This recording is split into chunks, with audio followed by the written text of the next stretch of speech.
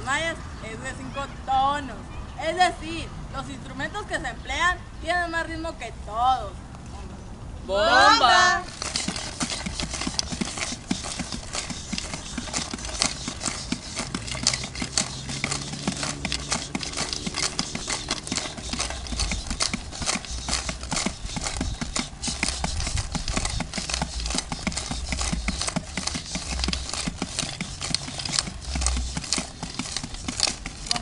¡Bomba! Está muy ligada con la danza y el canto. Los primeros instrumentos que se utilizaban eran las ocarinas y los silbatos.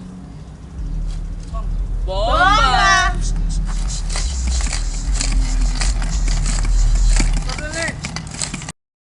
El Rally 2012 somos de San Luis Río Colorado y vamos a presentarles algunos instrumentos de los mayas. Empezaremos con el tronco hueco que utilizamos para hacer el sonido como si fuera un instrumento musical y que usaban los mayas para tocar música. Así. Y este tronco está elaborado con 3 latas de aluminio y está envuelto con tape y papel maché café. Y esta imagen lo dibujamos igualito a la imagen original. imagen original. Ok. Este era uno de los instrumentos de percusión. También los mayas utilizaban otros que eran los instrumentos de viento, silbato y cosas así.